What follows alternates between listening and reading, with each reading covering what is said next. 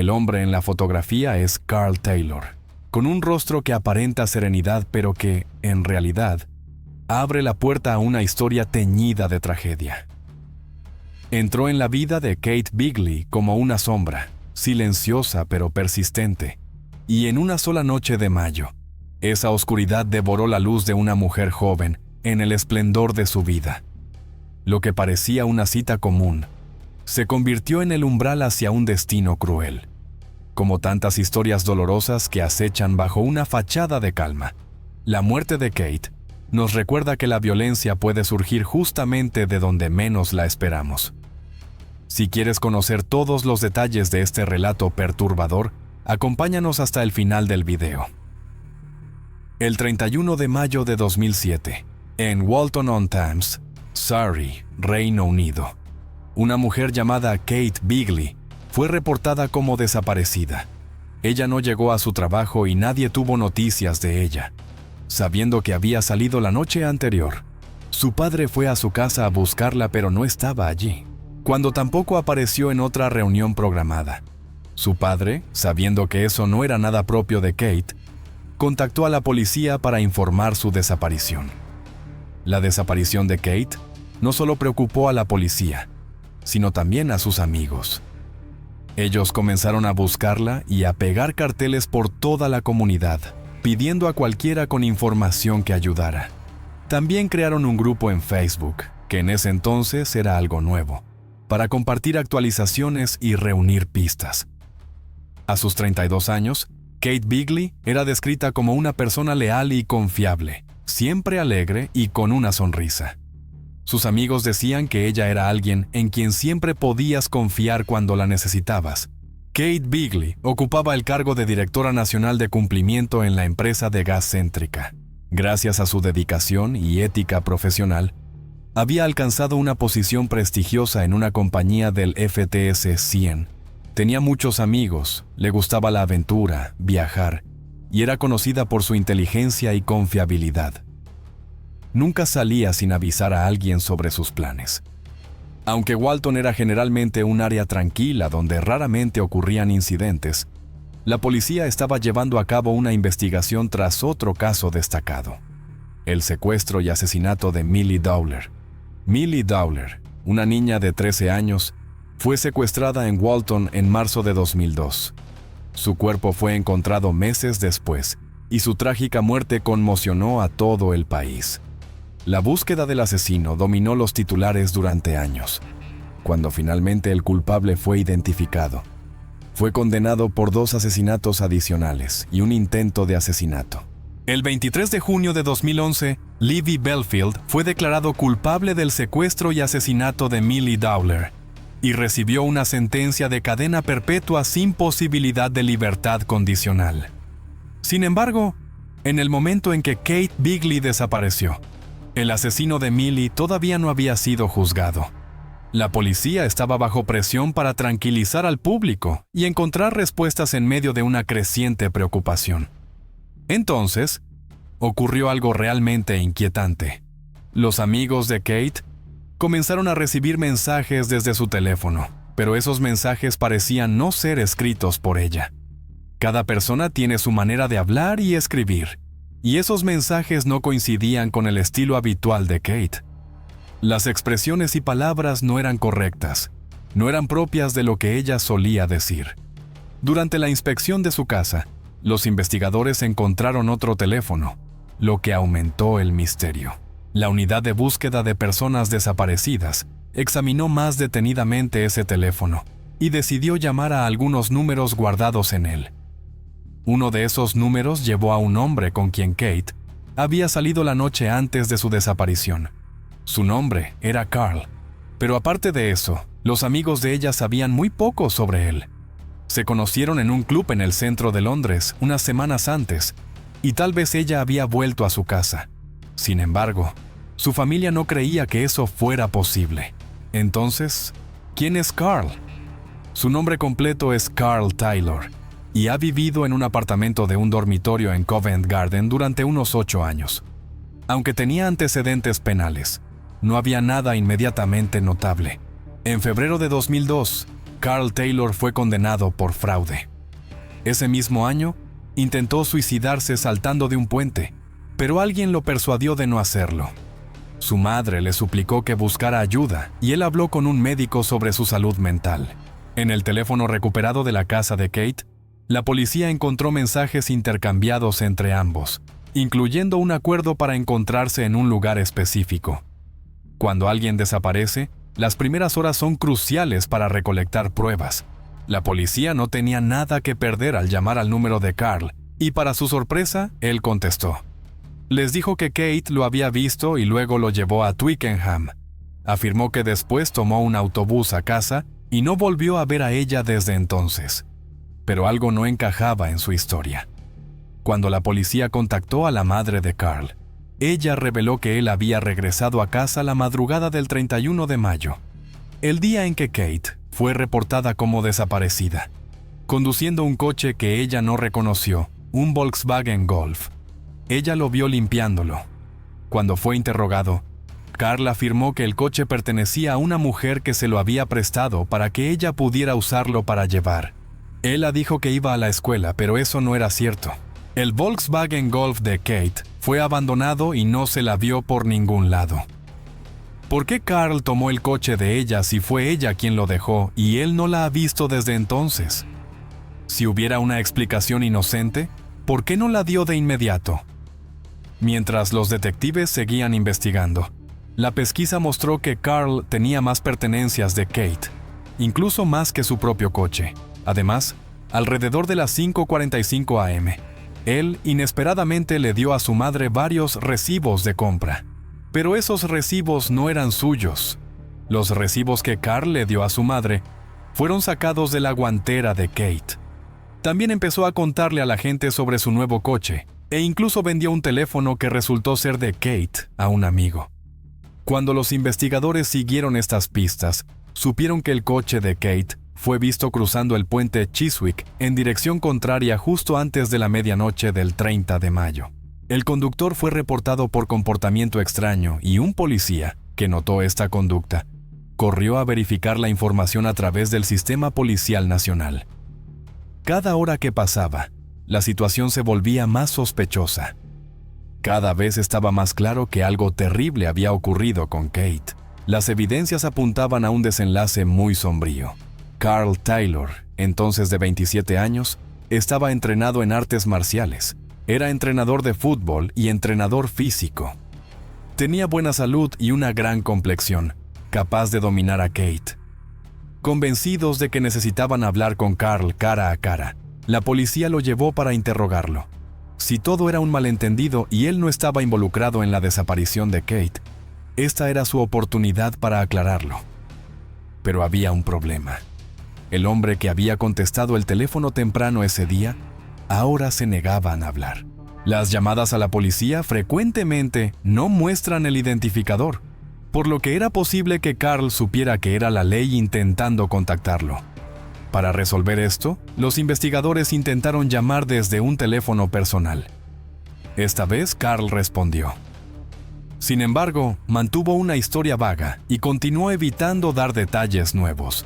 Dos policías planearon ir a Londres para interrogarlo directamente, porque sus respuestas por teléfono eran imprecisas y no disipaban sus preocupaciones. Luego, inesperadamente, Carl les propuso encontrarse en una fiesta esa misma noche en un apartamento en Holland Park. Fue una propuesta extraña. Después de todo, la mujer con la que acababa de salir había desaparecido, y él conducía su coche sin dar explicación clara alguna. Sin embargo, actuaba como si todo estuviera perfectamente normal.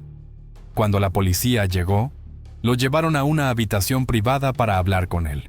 Pero incluso cara a cara, él evitaba, era poco claro y no daba respuestas reales. A medida que más invitados llegaban, la fiesta se volvió más ruidosa y concurrida, con gente bebiendo y socializando. No era el ambiente ideal para una entrevista policial seria. La actitud de Carl empezó a cambiar. Se mostraba cada vez más agitado y los oficiales comenzaron a preocuparse por su seguridad. Finalmente, decidieron arrestarlo y llevarlo de vuelta a Walton, en Templestowe. Pero había preocupaciones sobre cómo podría reaccionar. Para garantizar la seguridad de todos, oficiales de la Policía Metropolitana fueron movilizados para apoyar en caso de que la situación se intensificara. Antes de que llegaran más policías, el detective sargento a cargo ideó hábilmente un pretexto para sacar a Carl de la habitación y llevarlo a su coche en la planta baja. Carl no sospechó nada y accedió alegremente. Al entrar al coche, fue arrestado por sospecha de secuestro de Kate Bailey. Lo llevaron de vuelta a Walton, donde fue detenido. A partir de ahí, el caso fue asignado al equipo de investigación de crímenes mayores bajo el mando del inspector Mark Preston. El tiempo era crucial. Si querían alguna posibilidad de encontrar a Kate con vida, necesitaban interrogar a Carl inmediatamente. A pesar de estar detenido, la historia de Carl no cambió. Dado que Kate seguía desaparecida y sin contacto, la policía amplió la investigación y lo arrestó de nuevo, esta vez por sospecha de asesinato. Cuando fue interrogado nuevamente, Carl se negó a cooperar. Respondía a todas las preguntas con un simple "sin comentarios". El juez ordenó extender el tiempo de detención para darle a la policía más tiempo para interrogarlo. Pero Carl permaneció en silencio. No dio explicación alguna de por qué tenía el coche de Kate, ni por qué las cámaras de seguridad lo captaron echando gasolina al vehículo. Curiosamente, solo puso un solo pound de gasolina, una acción inusual y sospechosa, aunque las piezas aún no formaban un panorama completo. Todo indicaba que... el cuadro completo, pero lo que han pintado hasta ahora es ciertamente muy sombrío. Con cada vez más pruebas en su contra, Carl fue llevado de nuevo a la celda para reflexionar sobre el caso que se volvía cada vez más grave a su alrededor. En la noche del domingo, Carl tuvo otra oportunidad de hablar con su madre por teléfono y se programó una entrevista con la policía. El inspector Mark Preston, que llevaba despierto más de 24 horas, finalmente decidió irse a casa y tratar de descansar. Pero en cuanto su cabeza tocó la almohada, el teléfono sonó. Era la estación. Carl Taylor había confesado. No solo admitió haber matado a Kate, sino que también accedió a llevar a la policía al lugar donde había escondido el cuerpo. Los detalles de su confesión fueron tanto horribles como inadvertidos. Carl admitió que su motivo fue robar el coche de ella. Y cuando Kate se resistió, la atacó brutalmente. Le dijo a la policía que ella intentó defenderse, por lo que la apuñaló varias veces. «Ella me empujó», dijo con frialdad. Carl declaró a la policía que cuando Kate extendió la mano hacia él, la apuñaló en la garganta. Dijo que ella intentó atacar su cara, por eso le cortó el cuello repetidamente, pero la policía no creyó su versión. Carl es considerablemente más grande, físicamente más fuerte, y está entrenado en artes marciales. No era necesario usar violencia excesiva contra alguien a quien podía someter fácilmente sin armas. Su historia era completamente irracional. En la confesión, Carl reveló que había dejado el cuerpo de Kate cerca de Watford en Hereford.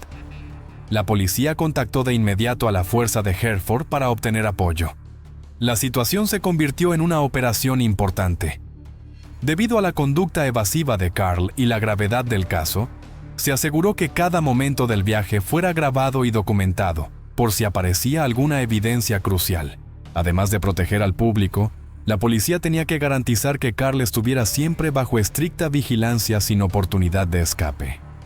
Ya era de noche cuando comenzó el trayecto hacia Watford con Carl, acompañando a los oficiales para guiarlos. Pero aún había incertidumbre. ¿Sería otro callejón sin salida? Carl los llevó hasta un estacionamiento en Oxey Woods, una reserva natural tranquila cercana. La oscuridad era tan intensa que casi no se podía ver la mano frente a la cara. Carl salió del coche y señaló hacia un grupo de arbustos de enebro. Un policía se movió cuidadosamente hacia atrás, evitando cualquier camino visible por donde el sospechoso pudiera pasar. Y fue entonces cuando el caso de la desaparición llegó a su trágica conclusión. Alrededor de las 3 de la madrugada, se encontró el cuerpo desnudo de Kate. La zona fue bloqueada inmediatamente. y los investigadores en la escena comenzaron el meticuloso y emotivo trabajo de recoger pruebas. La familia de Kate, compuesta por sus padres Alan y Claire, junto con su hermano Guy, publicaron un mensaje sincero describiéndola como una persona considerada, confiable y leal. Era una hija, hermana, sobrina, madrina y amiga amada, y que amaba profundamente a quienes la rodeaban. La familia expresó que todos los que la conocían diariamente y de todas las maneras la extrañarán mucho. Esta pérdida ha causado una ola de dolor, y muchas personas acudieron a la escena para dejar flores y mensajes. Una nota decía: «Nunca te conocí, pero siento como si te hubiera conocido toda la vida. Mis condolencias y oraciones para todos los que fueron tocados por tu amor y amistad».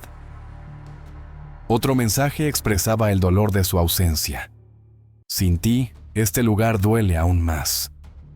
Kate sufrió heridas graves, y debido al calor y la exposición al aire, su cuerpo comenzó a descomponerse, lo que hizo imposible confirmar su identidad de inmediato. Se requirió una prueba de ADN para la identificación oficial. Su ropa fue retirada y el cuerpo fue lavado. En una declaración escalofriante, Carl afirmó que hizo esto para purificar su corazón y para que las estrellas la iluminaran. Aparte del cuerpo de Kate, inicialmente no se encontró nada más en la escena. Los investigadores buscaron minuciosamente, pero el arma homicida y las pertenencias personales de Kate desaparecieron. Más tarde se descubrió que Carl Taylor arrojó el cuchillo fuera del coche mientras conducía por la autopista, tras deshacerse del cuerpo. Sorprendentemente, la policía finalmente pudo recuperar el arma junto con algunas prendas de Kate. Ella siempre dejaba una botella de agua en el coche y encontraron varias, algunas usadas para limpiar su cuerpo. El cuchillo recuperado fue confirmado con sangre de ella, reforzando las pruebas. Los investigadores, sabiendo que necesitaban localizar su coche, porque podría contener pruebas forenses importantes, Carl accedió a llevarlos allí, diciendo que estaba estacionado en un barrio residencial en Hounslow, Londres, y efectivamente fue allí donde lo encontraron. El resultado de la autopsia reveló la gravedad de las heridas de Kate. Había sido apuñalada más de 30 veces en la cabeza, cara y cuello. La confirmación de su muerte causó un profundo dolor en su familia y amigos. El sufrimiento que sentían era inmenso. Incluso se volvió aún más difícil debido a la brutal naturaleza del asesinato. Enfrentar la pérdida de alguien amado mientras intentaban superar el dolor violento que ella sufrió fue casi insoportable. Pero lo que realmente sucedió aquella noche, después de un largo periodo de silencio, finalmente Carl accedió a volver con la policía. Los llevó al pub Richmond Hill, donde él y Kate habían ido en su primera cita. Al otro lado de la calle había una pequeña zona para sentarse con vistas al clima. Carl dijo que fue allí donde la atacó mientras estaban sentados en uno de los bancos.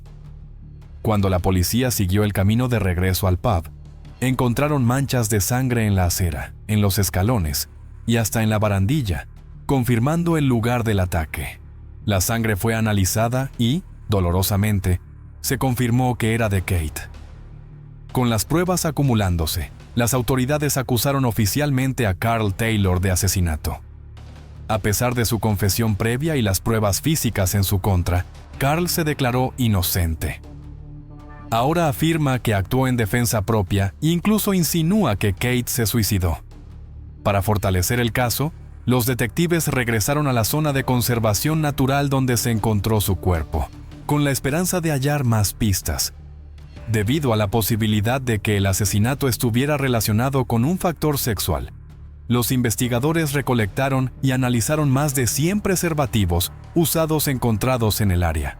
Sin embargo, ninguno contenía ADN vinculado a Carl o Kate. Luego se descubrió que mientras estaba en prisión, Carl desarrolló una relación con Levi Belfield, el hombre condenado por asesinar a Millie Dowler.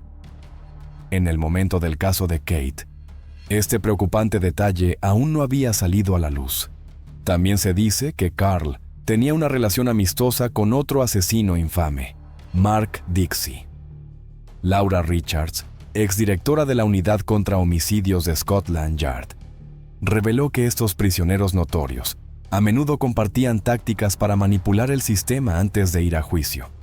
Explicó cómo Levi Belfield y Mark Dixie desarrollaron una amistad inusual después de estar encarcelados en celdas contiguas en la prisión de Belmarsh. Finalmente, Carl Taylor se unió a su círculo. Los tres comenzaron a discutir sus estrategias con los psicólogos de la prisión, tratando de influir en el resultado. Richards señaló que estos tres hombres debían comparecer en el histórico tribunal de Old Bailey, en Londres, con solo semanas de diferencia. Un lugar famoso por ser escenario de algunos de los casos más extraños y notorios en la historia criminal británica. Ahora era el turno de Carl Taylor de enfrentar a la justicia. La galería pública estaba llena con la esperanza de presenciar la rendición de cuentas y el cierre del caso. A pesar de las pruebas claras y la confesión previa, Carl seguía negando los cargos. La fiscalía recordó al tribunal que Carl había admitido haber matado a Kate y que las pruebas materiales respaldaban su confesión. Un policía testificó que Carl y Kate se conocieron por primera vez en el Club CC en Piccadilly, centro de Londres, el 18 de mayo. Luego organizaron una cita oficial 2 semanas después, eligiendo un bar en Richmond Hill como lugar de encuentro. En la cita, parecía que Kate no estaba muy interesada. Según un testigo, tan pronto como se sentaron, ella se centró en su teléfono, enviando mensajes constantemente y casi sin interactuar. No hubo conversación alguna. El testigo contó a la policía que él fue el único que habló. Ella solo siguió enviando mensajes. Cuando salieron del bar, ella aún tenía los mensajes abiertos en el teléfono. Fueron a un banco con vistas al borde de un acantilado. Lo que Kate no sabía era que Carl estaba preparado. Había escondido unas tijeras y una navaja multiusos en la manga. Carl Taylor se defendió diciendo que Kate era una mujer amable y considerada que enfrentaba una lucha emocional y tenía la intención de acabar con su vida. Afirmó que había intentado hacer todo lo posible para detenerla, pero dijo que sus heridas eran tan graves que ella no podía habérselas causado sola sin... Perdió el conocimiento rápidamente. Para refutar esta declaración, el fiscal le entregó a Carl un papel enrollado con la forma de un cuchillo y le pidió que lo presentara ante el juez, el jurado y la sala del tribunal. ¿Cómo pudo Kate haberse apuñalado más de 30 veces en la cabeza, la cara y el cuello? Carl se negó. El juez Giles Forrester le recordó que él no controlaba el proceso judicial y debía seguir las reglas de la sala. Muchos asistentes describieron el intento de Carl de explicar las heridas que Kate se causó a sí misma como ilógico y humillante. En el estrado, Carl declaró ante el tribunal: ella se apuñaló el cuello y se tiró del cabello al mismo tiempo, haciendo que su cabeza se moviera violentamente. Yo solo me quedé ahí en shock. No supe qué hacer. Me di cuenta de que había muerto. Lloré sin parar. Carl afirmó en su declaración que yo estaba tumbado en el césped mirando al cielo. Luego, arrastró el cuerpo de Kate hasta su coche. Las cámaras de vigilancia captaron después cómo conducía hasta una gasolinera y solo compraba 1 libra de combustible mientras el cuerpo de Kate estaba en el maletero. En el juicio, se reveló una carta que Carl escribió desde la celda de la comisaría de Stein. La carta fue enviada a la familia de Kate. En ella, se presenta de forma sencilla: hola, me llamo Carl. Soy la persona que conoció a su hija la noche del viernes. En la carta, Carl escribió: sinceramente, mi primera impresión de Katie fue que parecía una chica amable pero triste. En el corto tiempo que conocí a su hija, la consideré un ángel en la oscuridad. Aunque Katie ya no está con nosotros, sigue brillando como una estrella en el cielo nocturno. Todos sabemos que aunque le quité la vida a su hija, su corazón sigue latiendo por las cosas buenas que hicimos, y su espíritu vive para siempre en los recuerdos preciosos que guardamos. He pasado por mucho sufrimiento en la vida, pérdidas que agotaron mi felicidad durante mucho tiempo. Pero la vida de usted y Katie siempre será una luz porque los ángeles siempre están entre nosotros. aunque a veces los llaman de vuelta al cielo. Este mundo es cruel, especialmente con quienes intentan vivir bien. A menudo los rechaza sin dudar.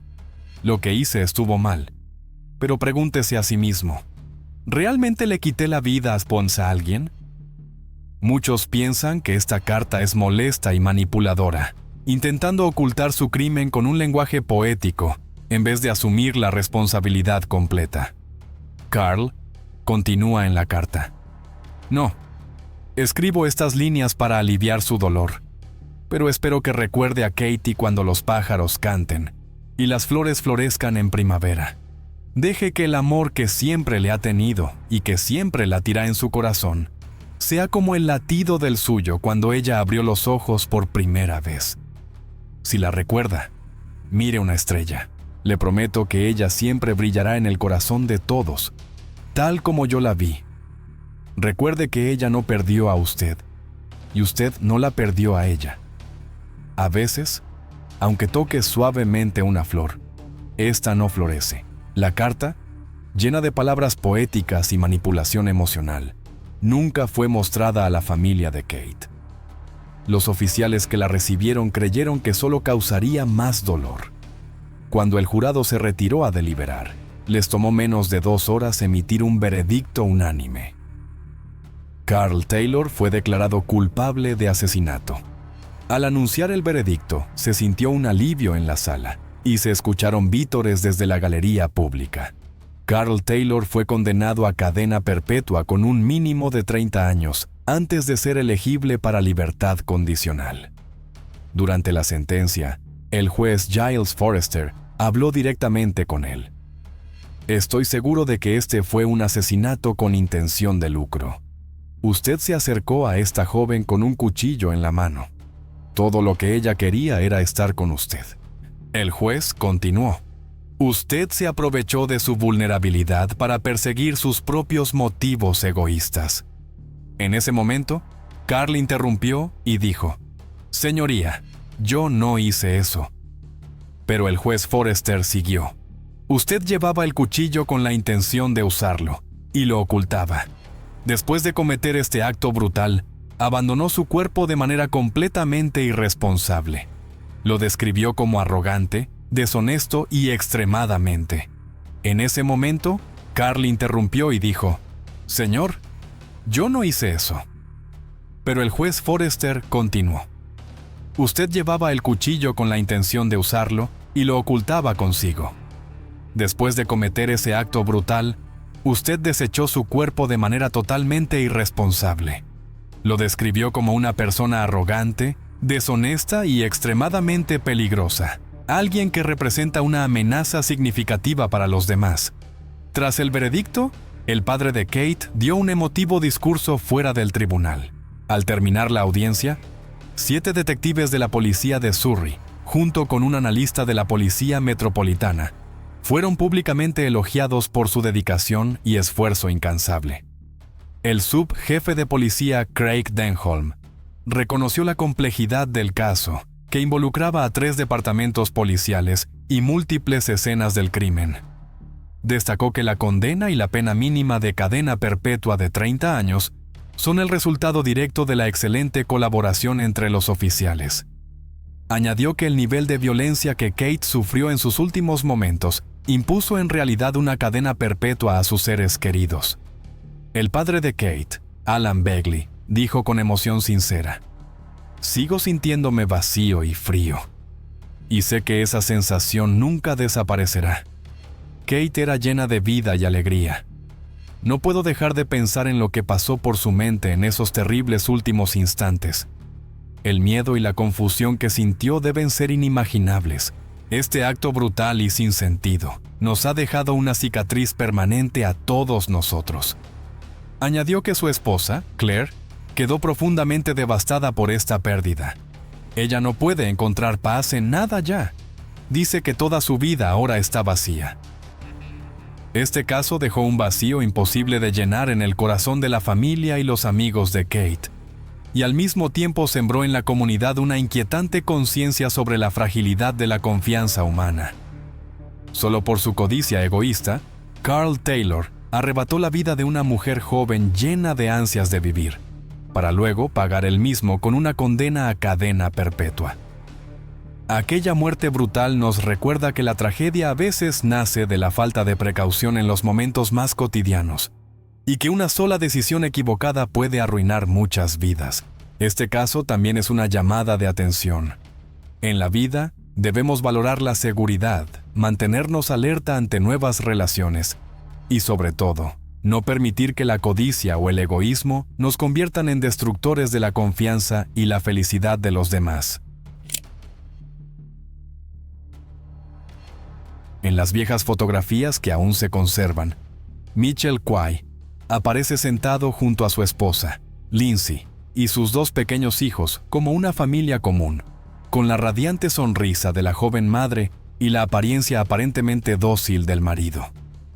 Pero a veces, en medio de esa calma, la oscuridad se desliza en silencio, como una grieta diminuta en la pared del hogar, esperando tan solo el tiempo para expandirse y devorarlo todo. En Southport, al final de una década que parecía tranquila, la trágica historia de Lindsay comenzó con detalles aparentemente inofensivos. Una mano apretada con demasiada fuerza, una disculpa demasiado fácil de Mitchell, hasta concluir en una muerte atroz. No se trató únicamente de un caso sobre la desaparición de una joven esposa, sino también de un recordatorio estremecedor de que incluso en el refugio más familiar, la tragedia puede gestarse en silencio, hasta estallar en un crimen imposible de borrar. En la primavera de 1999, el pueblo de Southport, en el Reino Unido, estaba dividido. Los medios de comunicación estaban llenos de entrevistas con Mitchell Quay, un hombre que al principio parecía normal, pero que rápidamente se convirtió en un héroe popular local. La repentina fama de este hombre surgió a raíz del escándalo relacionado con la misteriosa desaparición de su esposa, Lindsay Quay. Un día, Lindsay desapareció sin dejar rastro, dejando atrás a sus dos hijos pequeños. El esposo se mostró angustiado y desesperado, haciendo un llamado público para que ella regresara. En sus apariciones en los medios, él compartió detalles personales de su matrimonio, a veces haciendo que su esposa fuera evaluada negativamente. Creía que ella actuaba así por un deseo de vivir libre y disfrutar de la vida lujosa. Mitchell incluso afirmó haberla visto conducir por el pueblo en un coche caro, aunque ella no se detuvo. Supuso que la madre afligida había abandonado a sus hijos para estar con un nuevo compañero rico.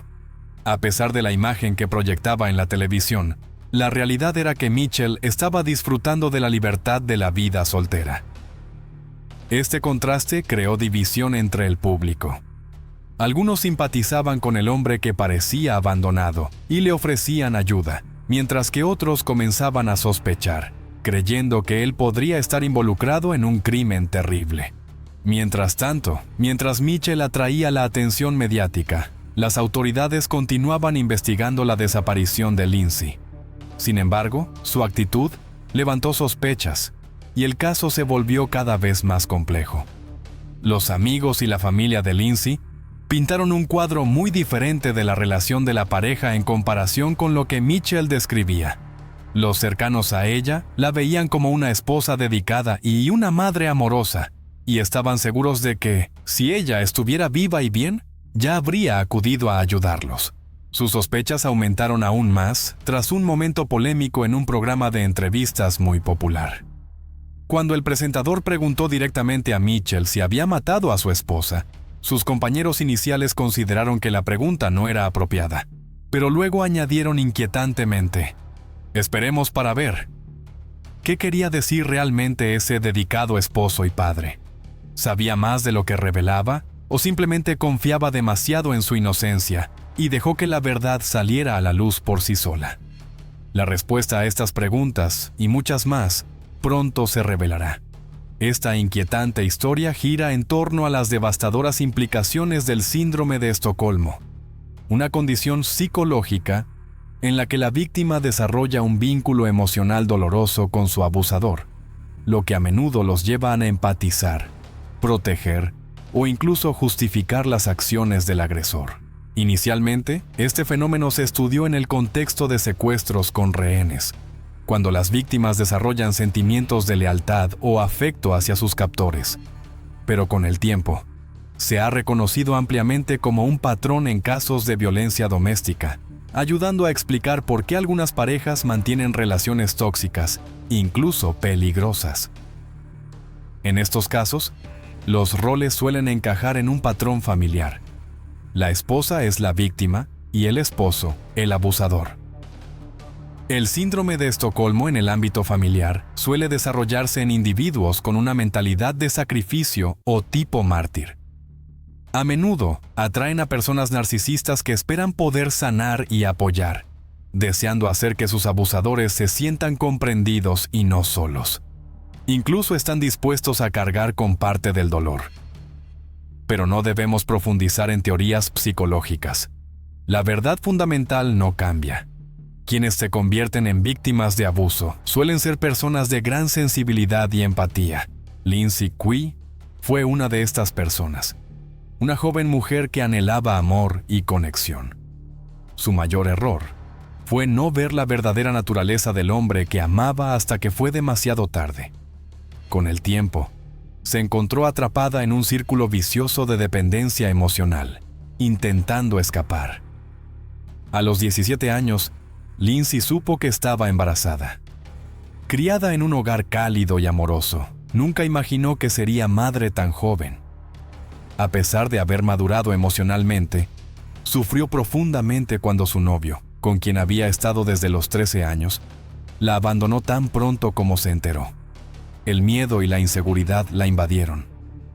Lindsay entendía muy bien la carga emocional, física y financiera que implica criar a un niño.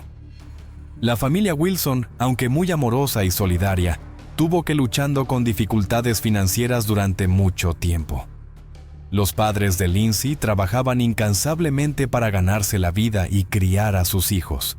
Así que, cuando Lindsay conoció a Mitchell Chu en el 5º mes de embarazo, lo vio como una bendición. A los 20 años, Mitchell se mostraba como un verdadero caballero, atento, compasivo y, lo más importante, no le importaba que ella estuviera embarazada. Le dijo a Lindsay que se había enamorado de ella desde la primera vez que la vio. Expresó su deseo de construir un futuro junto a ella y criar al bebé como si fuera suyo. En ese momento, Mitchell tenía un buen ingreso e incluso tomaba trabajos extra para asegurarse de que Lindsay tuviera todo lo que necesitaba. Sin embargo, cuando la joven pareja reveló su decisión de casarse solo después de 5 semanas de noviazgo, ambas familias quedaron sorprendidas. Sus padres sentían que esa relación no había pasado por suficientes pruebas para demostrar su solidez y durabilidad, por lo que no podían celebrarlo de todo corazón. El único signo alentador que la familia de Lindsay notó fue que ella había recuperado su buen ánimo y salud. Sin embargo, también les preocupaba un poco el comportamiento excesivamente dulce, incluso demasiado cortés, de Mitchell. Pero nadie expresó su preocupación abiertamente, prefiriendo no interferir en el matrimonio. La boda se celebró en agosto de 1995, en una reunión íntima con familiares cercanos. La mayoría de los invitados eran de la familia de Lindsay. Mitchell solo fue acompañado por sus padres, un hermano mayor y 2 amigos. Durante la ceremonia, Lindsay se mostró muy feliz, creyendo que había encontrado la felicidad para siempre. Pero la inquietud de sus seres queridos creció cuando, casi al final de la noche, la pareja de recién casados discutió abiertamente. La disputa escaló rápidamente, tomando a todos por sorpresa. Mitchell comenzó a gritar, y su reacción parecía desproporcionada al motivo de su molestia. Luego, ante la vista de todos los invitados, agarró la mano de Lindsay y la sacudió con fuerza. Esa escena no solo pareció extraña a muchos, sino también muy preocupante. Lindsay hizo todo lo posible para calmar a Mitchell.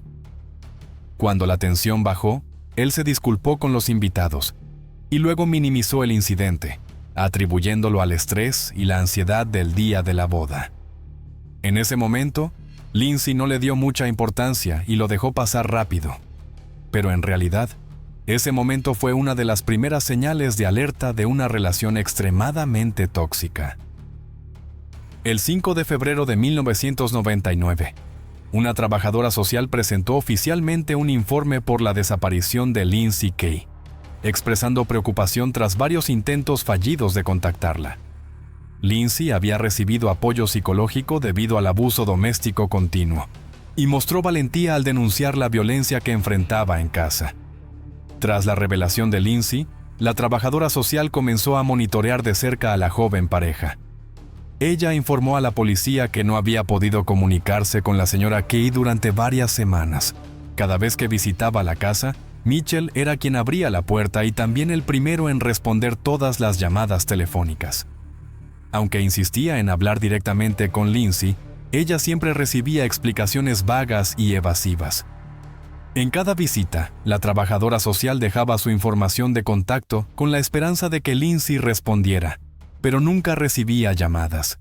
Preocupada por la falta de comunicación y cada vez más sospechando de la situación, consideró que había un posible peligro y solicitó oficialmente una revisión de bienestar. La policía actuó conforme al informe y fue a la casa, pero tampoco lograron comunicarse con Lindsay. Su esposo, Mitchell, dijo a la policía que no la había visto en bastante tiempo, pero no creía que ella estuviera desaparecida. Declaró que en la noche de Navidad, Lindsay asistió a una fiesta con una amiga y regresó a la madrugada siguiente, en estado de ebriedad. Después de una fuerte discusión, supuestamente recogió sus cosas y se fue sin despedirse de los niños. Según Mitchell, ella lo dejó para estar con otro hombre y no quería mantener más contacto. La investigación sobre la desaparición de Lindsay comenzó entrevistando a sus familiares. La policía supo que la familia la vio por última vez el 11 de diciembre y parecía feliz, saludable y con un comportamiento normal, aunque estaban acostumbrados a los altibajos en su matrimonio. La madre de Lindsay expresó preocupación, explicando que había intentado comunicarse con su hija varias veces el 24 de diciembre para organizar la visita de Navidad y llevar regalos a los nietos. Al no poder contactarla por teléfono, decidió ir a verla personalmente. Ese día, Mitchell recibió a... La madre de Lindsay estaba en la puerta con los niños y dijo que su esposa había salido con amigas, acusándola de infidelidad. Pero la señora Wilson había aprendido a no confiar completamente en las declaraciones de su yerno. Ella entregó los regalos de Navidad a los niños y se fue sin hacer más preguntas. Los investigadores se sorprendieron mucho de que nadie hubiera dado la alarma por la ausencia de Lindsay durante casi 2 meses. Pero había una razón. Todos sabían que Mitchell controlaba y limitaba el contacto de Lindsay con otras personas, incluso con su familia. Antes, sus familiares tenían dificultades para comunicarse con ella, por lo que el silencio prolongado de Lindsay no era algo inusual. Sin embargo, esto no significaba que sus seres queridos no estuvieran profundamente preocupados. La noticia los confundió. Afirmaban que Lindsay no bebía alcohol y llevaba una vida tranquila y sencilla. De hecho, su esposo le prohibía estrictamente comunicarse con el mundo exterior, y mucho menos reunirse con amigos o conocidos. Había contradicciones claras en el relato de Mitchell, lo que aumentaba las sospechas de los investigadores. Parecía absurdo que Mitchell dejara ir a Lindsay, y aún más absurdo que ella abandonara a su hijo con un esposo abusivo y controlador. Sin embargo, el caso debía ser investigado a fondo. La policía entrevistó a los amigos de Lindsay con la esperanza de encontrar a alguien que la hubiera visto después de la reunión familiar en diciembre. También interrogaron a los vecinos y solicitaron grabaciones de seguridad de la zona donde vivía la pareja y áreas cercanas. Lamentablemente, cuando actuaron, todas las grabaciones ya habían sido borradas. Para cuando la ausencia de Lindsay alertó a todos, ya había pasado bastante tiempo. Sin embargo, los investigadores pudieron confirmar una última vez que la vieron después de eso. El 15 de diciembre, la vieron en la oficina de correos local enviando algunas cartas y postales como parte de sus actividades habituales. Ese mismo día, la hermana de Lindsay reveló que se habían visto en persona. A pesar de la oposición de Mitchell, Lindsay visitó a su hermana para tomar té y charlar. Al irse, discretamente le pasó un papel y le pidió que lo leyera después. La hermana lo guardó en su cartera, pero por la vida ocupada se olvidó de él. Lamentablemente, cuando quiso buscarlo, ya no lo encontró. El mensaje se perdió para siempre. Después de ese día, nadie volvió a ver a Lindsay. En los meses siguientes, los investigadores siguieron todas las pistas que pudieron encontrar. Comenzaron a temer lo peor, que Lindsay ya no estuviera viva porque había permanecido completamente en silencio. Sin embargo, por falta de pruebas concretas, no pudieron acusar a Mitchell. Pero a medida que surgían más detalles del pasado de la pareja, las sospechas aumentaban. Poco después de la boda, Mitchell y Lindsay se mudaron lejos de ambas familias y alquilaron un apartamento en Southport. Tiempo después de la mudanza, Lindsay dio a luz a una hija llamada Robin. Aunque el nacimiento fue un momento de alegría, fue opacado por el temperamento impredecible del padrastro Mitchell. Viviendo lejos de la familia, Lindsay experimentó plenamente el comportamiento errático de él.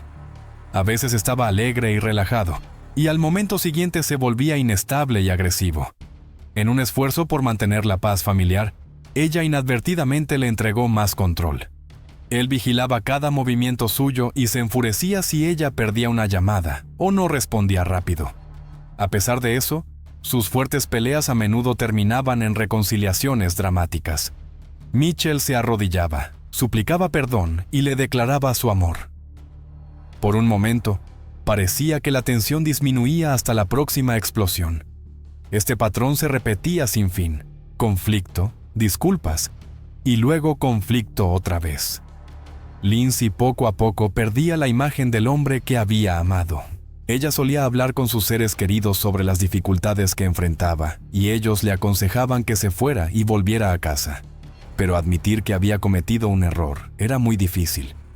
En una entrevista, la familia Wilson compartió que Lindsay parecía atrapada en el pasado, incapaz de renunciar a la esperanza que una vez tuvo. Cada vez, Mitchell le prometía que cambiaría y que todo mejoraría, como esposa dedicada, y le aconsejaron que se fuera y regresara a casa. Pero admitir que había cometido un error resultaba muy difícil. En una entrevista, la familia Wilson compartió que Lindsay a menudo parecía atrapada en el pasado, incapaz de abandonar la esperanza que alguna vez tuvo. Cada vez, Mitchell le prometía a Lindsay que cambiaría y que todo mejoraría. Como esposa dedicada, ella siempre esperaba y anhelaba el regreso del hombre amable y cariñoso que alguna vez conoció. Ella siempre esperaba y anhelaba el regreso del hombre amable y cariñoso que alguna vez conoció. Pero en lugar de mejorar, su control sobre su vida solo aumentaba. Finalmente, le prohibió salir sola por la noche, y luego insistió en que ella nunca debía ir a ningún lado sin él. Mitchell se volvió tan posesivo que se obsesionaba, vigilando cada uno de sus movimientos, con celos, aunque él mismo también tenía relaciones sospechosas. En una ocasión, Lindsay confesó a su hermana que sospechaba que Mitchell no era fiel. Ella contó un incidente cuando una mujer fue a su casa buscando a él, y se mostró muy sorprendida al descubrir que él ya tenía familia. Ese enfrentamiento llevó a una pelea más, una pelea que cruzó un nuevo límite: la violencia física. A partir de entonces, el abuso se convirtió en una parte constante de su relación. Para mantener las apariencias y evitar que Lindsay hablara en su contra, Mitchell comenzó a aislarla sistemáticamente. Empezó impidiéndole contactar con vecinos y amigos, para luego cortar poco a poco la relación con su familia, a pesar de que la infelicidad aumentaba. Lindsay permanecía con él, atrapada entre el miedo, la dependencia emocional y una débil esperanza de que las cosas podrían mejorar. Además del apego emocional, ella se quedaba por razones prácticas. Mitchell proporcionaba estabilidad financiera. Tenía ingresos fijos, pagaba todas las facturas y aseguraba que Lindsay y su hija nunca carecieran de lo esencial. Pero esa comodidad tenía un precio. Lindsay vivía en una jaula de oro. Su libertad se había cambiado por seguridad. Esa ilusión se rompió cuando descubrió que estaba embarazada de nuevo. Lindsay comprendió con certeza que no quería traer otro niño a un ambiente tan inestable. Es importante destacar que Mitchell trataba a su hija Robin con bondad, incluso con cariño. Sin embargo, Lindsay ya no creía que solo el amor pudiera proteger al niño del ambiente tóxico en casa. Convencida de que las condiciones no eran adecuadas para criar a otro niño, tomó la dolorosa decisión de interrumpir el embarazo. Cuando Mitchell descubrió que Lindsay había abortado, se enfureció enormemente, gritó insultos y usó la violencia para reafirmar su control. Aquella noche, temblando y asustada, Lindsay recogió sus cosas, tomó a su hija y se fue a casa de sus padres. Su familia, que llevaba tiempo preocupada por su seguridad, por fin sintió un alivio. Allí, ella continuó con su plan de embarazo a su manera. Aunque se habían separado, Lindsay pronto comenzó a extrañar a Mitchell. Él le llamaba constantemente, suplicándole otra oportunidad y asegurando que había cambiado. Su persistencia finalmente la agotó y aceptó volver. Al principio, parecía que las cosas mejoraban. Su relación parecía sanar y Lindsay quedó embarazada de nuevo. Durante un tiempo, sintieron que habían recuperado lo que alguna vez tuvieron. Pero esa armonía no duró mucho. 6 meses después, Mitchell tuvo un arranque de furia terrible. No fue contra Lindsay, sino contra su casa. En un ataque de ira terrible, destrozó muebles, arrancó puertas de sus bisagras y destruyó el apartamento en su rabia. La rabia de Mitchell continuó. Untó sangre y restos de comida en las paredes, arrojó el televisor por la ventana e incluso vandalizó un coche estacionado afuera. Esta destrucción hizo que el dueño de la casa no solo pidiera una compensación completa por los daños, sino que también exigiera que la pareja se mudara inmediatamente. Esto generó una carga financiera grave, obligándolos a pedir un préstamo grande y mudarse a un apartamento más modesto.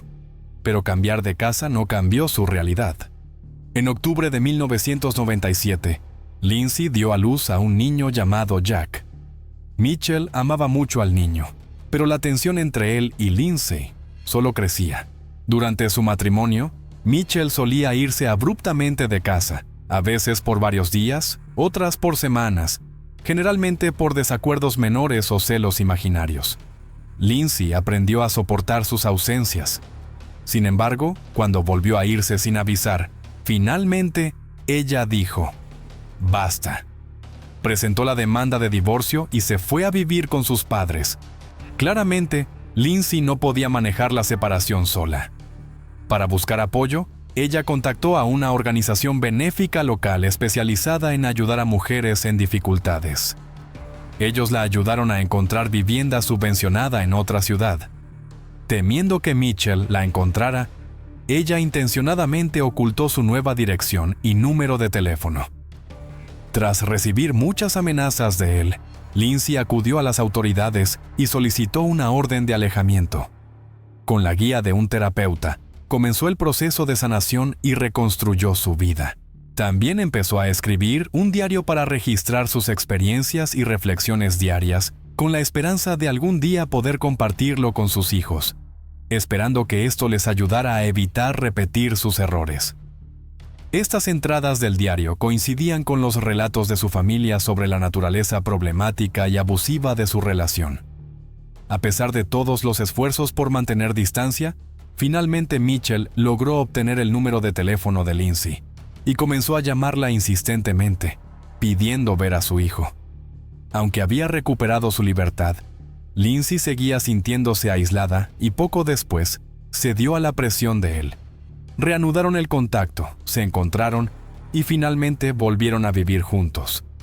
Avergonzada por su decisión, Lindsay mantuvo en secreto la reconciliación con sus seres queridos. Sin embargo, la verdad finalmente salió a la luz. Amigos y familia quedaron profundamente sorprendidos y decepcionados al verla regresar con el hombre que le había causado tanto sufrimiento. No podían entender por qué le permitía volver a su vida. Mitchell seguía siendo muy rechazado por su familia porque no querían tener ningún tipo de relación con él.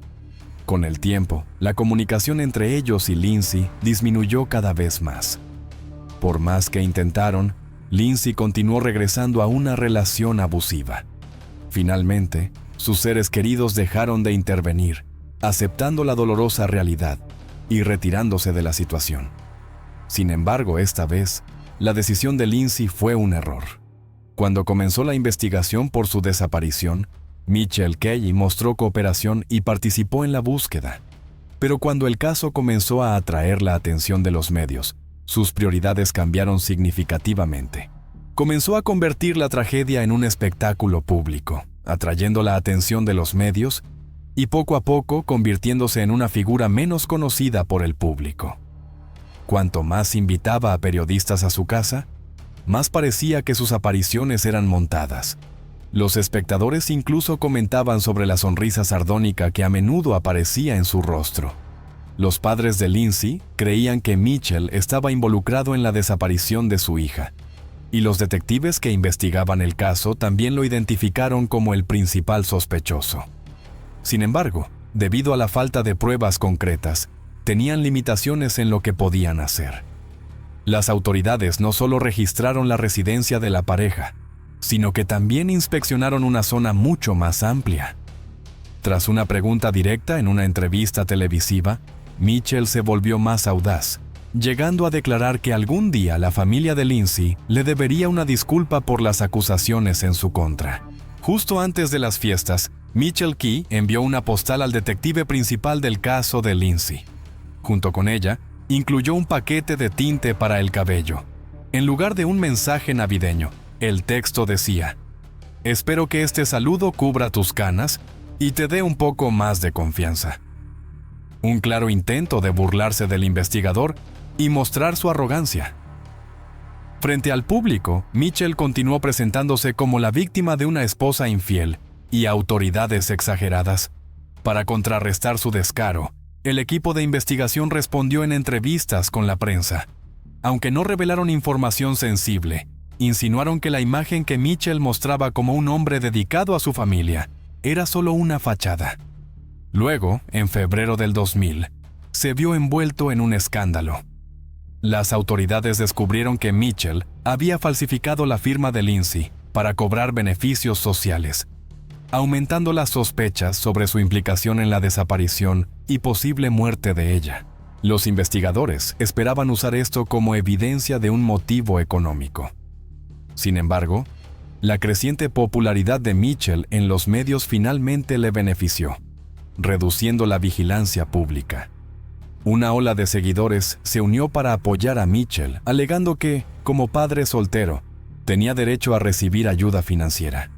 Este apoyo público complicó aún más los esfuerzos de los detectives para avanzar con las acusaciones que esperaban hacer. Sin embargo, ellos lograron llevarlo a juicio por fraude en beneficios sociales. Mitchell Key fue juzgado y declarado culpable. Su sentencia, un mes de trabajos comunitarios bastante leve, pero fue la primera vez que enfrentó consecuencias reales. El hecho de falsificar la firma de su esposa desaparecida generó sospechas serias. La indignación pública creció cada vez más. Finalmente, la calma de Mitchell se quebró. Se enfureció y culpó a los medios de comunicación por invadir su privacidad y difamarlo. Parece que el caso de Lindsay Key sería un misterio para siempre, hasta que un descubrimiento inesperado cambió todo. El 1 de junio del año 2000, un hombre que paseaba a su perro por el parque de diversiones de la ciudad notó un comportamiento extraño del animal cerca de la montaña rusa. Poco después, el perro encontró restos humanos. Los expertos fueron llamados inmediatamente al lugar y lo que quedaba se envió para análisis forense. La autopsia confirmó que la parte superior del cuerpo pertenecía a una mujer, y las pruebas genéticas verificaron que era Lindsay Key. Este descubrimiento tan esperado revitalizó el caso, confirmando que Lindsay fue víctima de un crimen violento. La investigación se centró entonces en identificar al asesino. El 7 de junio, las autoridades detuvieron a Mitchell para interrogarlo.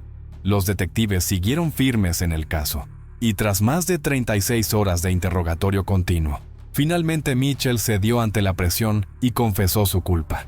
Reveló que el 15 de diciembre de 1998, el día que Lindsay vio a su hermana, ella volvió a casa y le dijo que quería divorciarse. Esta vez, ella estaba decidida.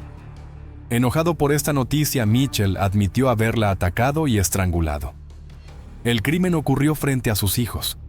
Después del asesinato, Mitchell escondió el cuerpo de Lindsay en el dormitorio, sellando las rendijas bajo la puerta para evitar el olor. Al darse cuenta de que no podía manejarlo solo, pidió ayuda a su hermano Elliot. Elliot, un carnicero profesional, inicialmente se mostró renuente, pero finalmente aceptó la solicitud de Mitchell. Mientras los niños jugaban cerca, los dos hermanos cortaron el cuerpo de Lindsay en varios pedazos y dispersaron los restos por toda la ciudad. En su confesión, Mitchell no mostró arrepentimiento ni remordimiento. Más bien, parecía casi jactancioso, afirmando que sin su confesión, nadie podría probar su culpabilidad. Al día siguiente, condujo a los investigadores a los lugares donde había dejado los restos. Desafortunadamente, la cabeza y una mano de Lindsay nunca fueron encontradas. El análisis forense confirmó que los restos recuperados eran suyos. No había duda alguna sobre la culpabilidad de Mitchell. El juicio contra los hermanos Kay comenzó en enero de 2001 y fue rápido. Mitchell fue declarado culpable de asesinato en primer grado y sentenciado a cadena perpetua con posibilidad de libertad condicional tras 17 años. Un psiquiatra designado por el tribunal describió a Mitchell con claros signos de narcisismo y sadismo. Elliot Kay, su hermano, fue condenado a 7 años de prisión por ayudar a encubrir el crimen. Los hijos de Lindsay quedaron al cuidado de sus abuelos maternos y recibieron el apellido de la familia. Trágicamente, solo 3 meses después de la sentencia, la familia Wilson enfrentó otro golpe. Uno de los hermanos de Lindsay, incapaz de soportar el dolor emocional, se suicidó en el ático de su casa. En su carta, expresó su desesperación por este mundo cruel y su deseo de reunirse con su hermana. Hasta 2017, Mitchell Key cumplía los requisitos para la libertad condicional, pero en enero de 2023, su solicitud fue rechazada 3 veces.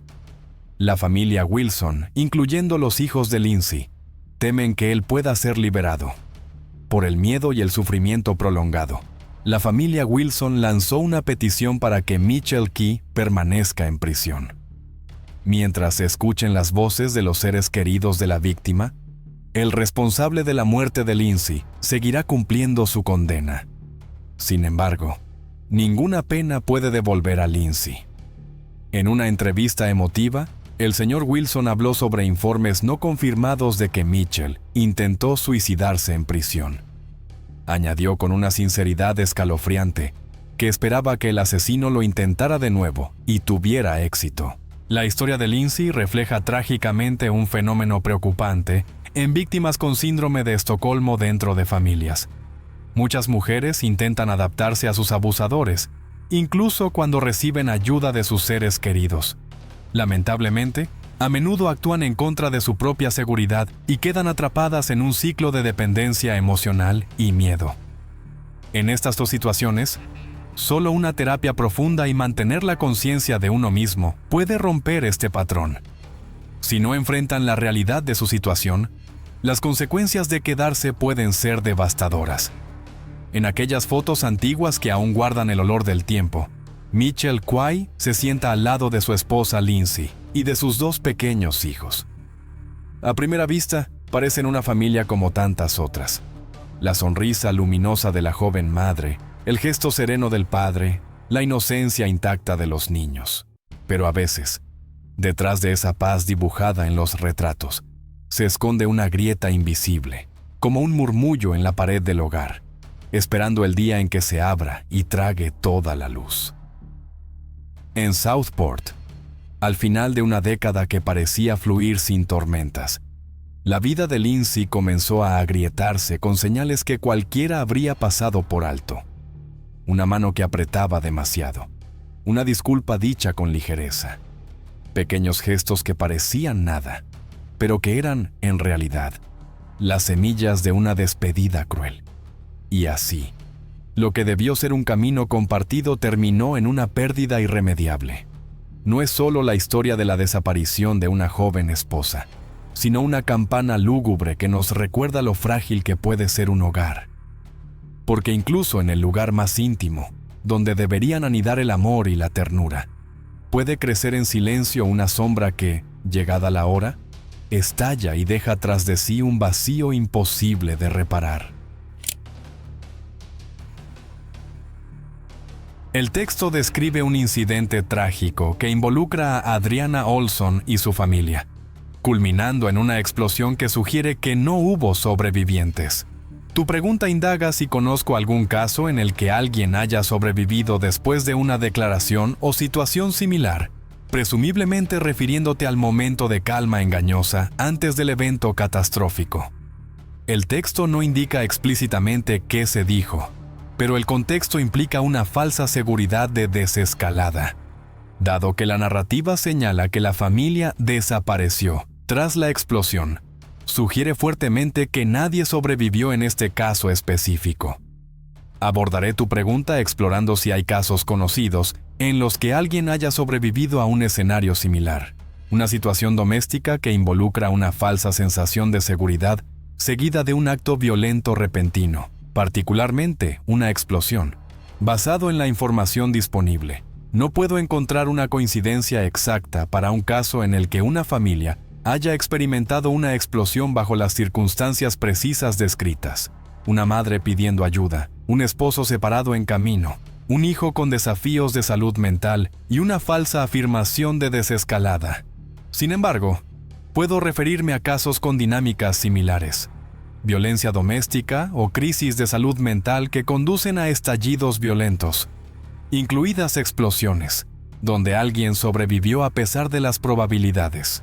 Un ejemplo relevante es el caso de los atentados en serie de Austin en 2018 en Texas, Estados Unidos. Aunque no es idéntico, involucró una situación doméstica con un acto violento repentino. Mark Anthony Condit, un joven de 23 años sin antecedentes penales, construyó y detonó bombas caseras, matando a 2 personas e hiriendo a varias más en múltiples incidentes. En un caso, un chico de 17 años, Draylen Mason, murió, y su madre resultó gravemente herida cuando una bomba en un paquete explotó en su hogar. La madre sobrevivió, a pesar de la naturaleza repentina y engañosa del ataque. La bomba estaba disfrazada como un paquete de entrega, creando una falsa sensación de seguridad. Este caso difiere porque no fue un conflicto intrafamiliar de la misma manera, pero comparte el elemento de un acto explosivo repentino que tomó a las víctimas desprevenidas. Otro caso con paralelos domésticos más cercanos es el tiroteo de Collier Township en 2009 en Pensilvania, Estados Unidos, donde George Sodini, impulsado por quejas personales y problemas de salud mental, abrió fuego en un gimnasio, matando a 3 mujeres e hiriendo a 9 antes de quitarse la vida. Varios sobrevivientes escaparon o fueron rescatados, a pesar de que la calma inicial de una clase de gimnasio rutinaria se vio destrozada por una violencia repentina. Aunque esto involucró disparos en lugar de una explosión, refleja un escenario donde una falsa sensación de normalidad precedió a un ataque mortal, y algunos sobrevivieron. En casos que involucran explosiones específicamente, la supervivencia es rara pero no imposible. Por ejemplo, en incidentes de explosiones de gas domésticas, a veces intencionales, hay casos documentados de sobrevivientes. Un caso de 2015 en Fresno, California, Estados Unidos, involucró a un hombre, Ye Seong, quien causó intencionalmente una explosión de gas en su hogar, matándose a sí mismo e hiriendo a su esposa e hija. Tanto la esposa como la hija sobrevivieron, aunque con heridas graves, a pesar de la naturaleza repentina y destructiva de la explosión. Este caso se alinea más con una dinámica familiar y un acto de violencia inesperado, aunque carece del preludio exacto de una falsa afirmación de desescalada.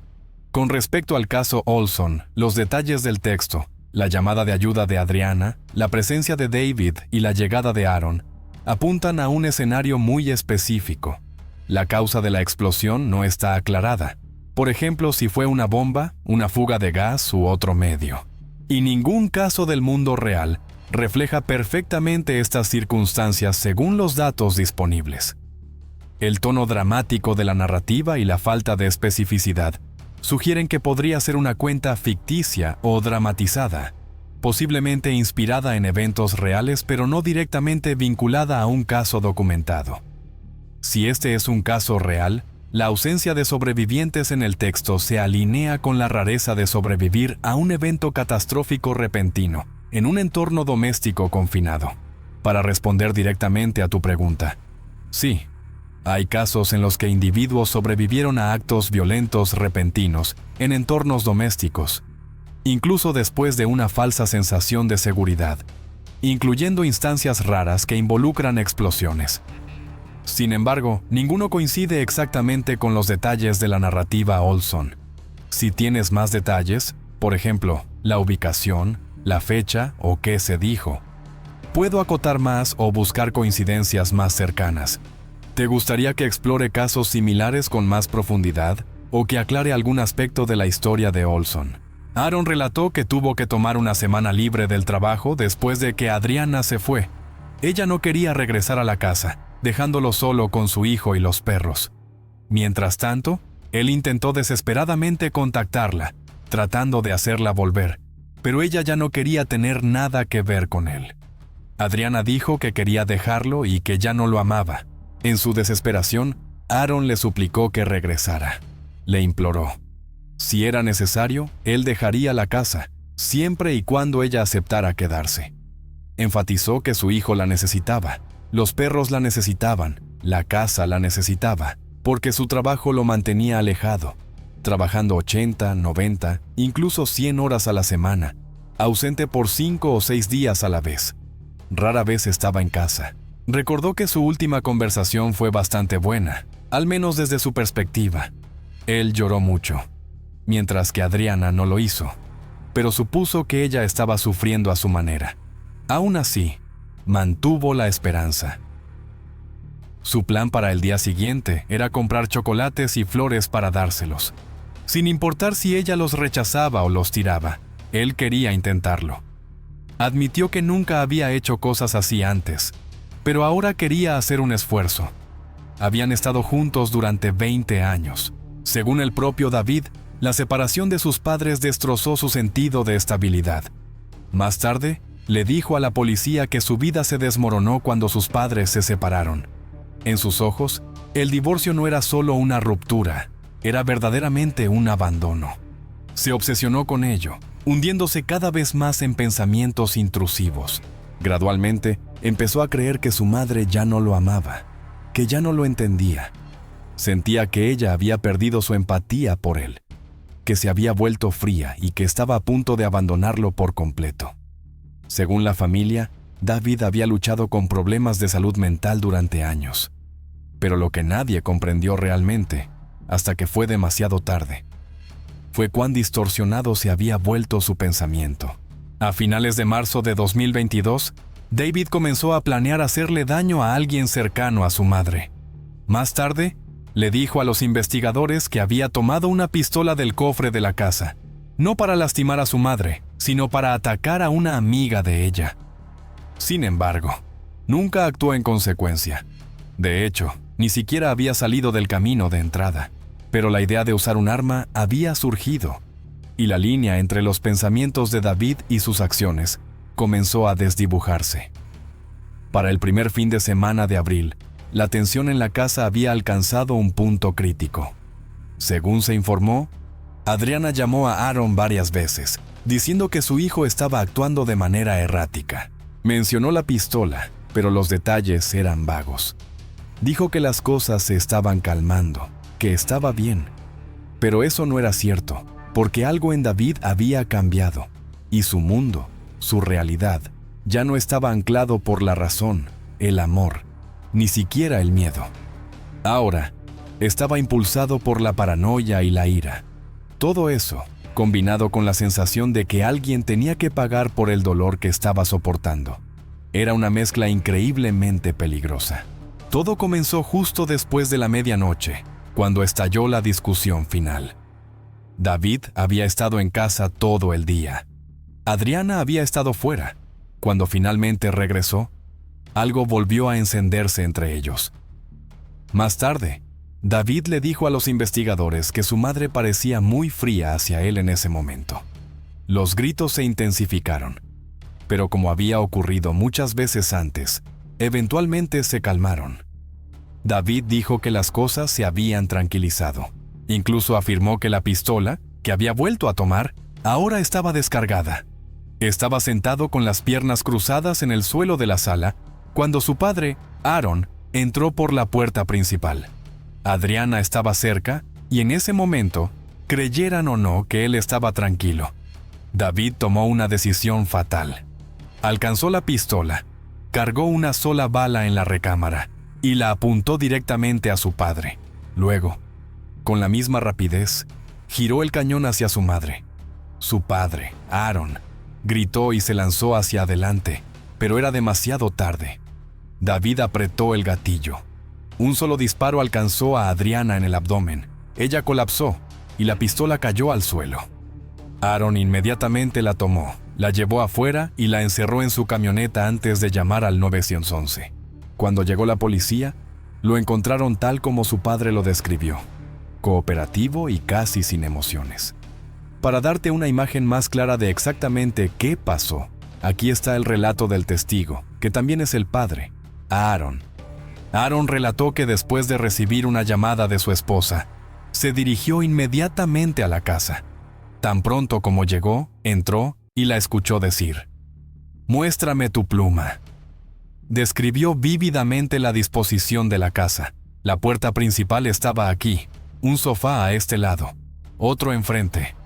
Su hijo, David, estaba sentado con las piernas cruzadas al estilo indio en el suelo, mientras Adriana estaba cerca.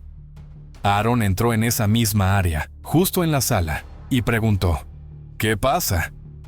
Vio a David todavía sentado como estaba, y a Adriana de pie con los brazos cruzados.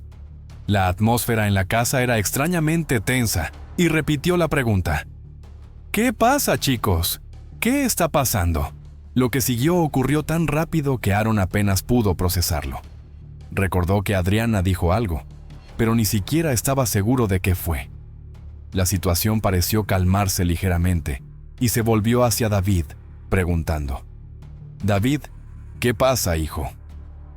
En ese momento, reflexionó que Adriana era la única persona en la vida de David que sacaba a relucir su compasión. Era la única que podía hacer que se abriera, y supuso que tal vez David estaba hablando de querer hacerse daño a sí mismo. Entonces David se puso de pie, pero Aaron no estaba seguro si ya tenía la pistola cuando se levantó o fue a buscarla. Solo recordó que estaba allí de pie. Adriana estaba allí de pie, y David se movió a un lado. Aaron lo siguió. Cuando miró hacia atrás, David tenía la pistola en la mano y comenzó a agitarla tensamente. Aaron llamó a su hijo por su nombre: «David, David, David». Entonces la pistola se disparó. David solo se quedó allí, como si no fuera plenamente consciente de lo que había hecho. Adriana estaba cerca, David también, y Aaron acababa de entrar, solo alcanzando a preguntar: «¿Qué pasa, chicos? ¿Qué está pasando?». David, como relató Aaron, se había levantado, se acercó a la pistola. Luego comenzó a agitarla de manera anormal. Aaron intentó intervenir, gritando: «David, espera, espera, espera, espera. ¿Qué estás haciendo?». Pero solo un momento después, David giró la pistola hacia su madre, la miró y apretó el gatillo. Adriana fue llevada de urgencia al hospital, pero a pesar de una cirugía de emergencia, no sobrevivió. La mujer que había estado inmóvil en cama durante 5 meses para traer a David al mundo, ahora se había ido, por su propia mano. La única persona presente en ese momento que parecía no comprender la gravedad de lo que acababa de ocurrir era el propio David. Asombrosamente, el momento en que Aaron fue informado de que su esposa no lo logró, fue capturado por la cámara corporal de la policía durante su entrevista. Es bastante pesado, pero aquí está. Cuando llegó la llamada, Aaron Olson respondió. Al otro lado estaba un hombre que se identificó como médico. Tras verificar alguna información, el doctor preguntó si la mujer era su esposa. Aaron, con la voz entrecortada y quebrada por la emoción, confirmó que efectivamente era su esposa, Adriana Olson. El médico, con suavidad, dio la devastadora noticia, pero sus palabras golpearon como un cuchillo en el corazón del esposo. Adriana no lo logró. Aaron colapsó por completo. Gritó en pánico. Sus palabras incoherentes, incapaz de creer lo que acababa de escuchar. Cada no resonaba con una desesperación frenética, casi sin sentido en medio del abrumador shock. En su dolor indescriptible, solo podía repetir en un frenesí: ¿qué? Están intentando. Sigue rezando. Por otro lado, David, probablemente el hijo de Aaron, también estaba sumido en el pánico. Se aferraba a un frágil hilo de esperanza, con la voz temblorosa pero sincera. Estoy escuchando lo que podría pasar, papá. Solo sigue rezando. Solo sigue rezando. El médico intentó consolarlos, diciendo que el hospital había hecho todo lo posible. Pero para Aaron, esas palabras fueron como otro corte profundo en su dolor. No podía aceptar esa realidad.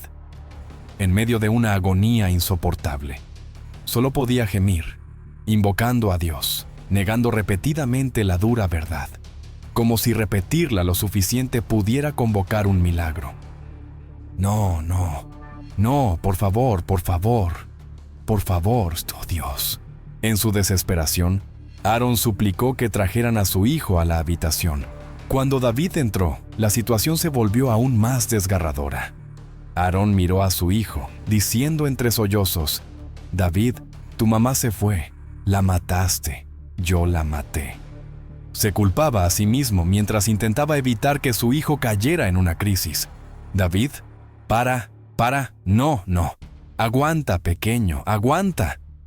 Entre los sollozos y las súplicas, las oraciones seguían resonando, como la única escapatoria del desespero. David repetía: estoy rezando. Y Aaron también. Nadie quería creer que lo peor había ocurrido, pero en el fondo de sus corazones, ambos sabían que Adriana se había ido. Aaron había visto muchas cosas en su vida, pero nada podría haberlo preparado para lo que pasó esa noche. Él y Adriana habían construido su vida juntos desde cero. Se conocieron en Pensacola, se enamoraron rápidamente y se casaron pocos meses después de conocerse.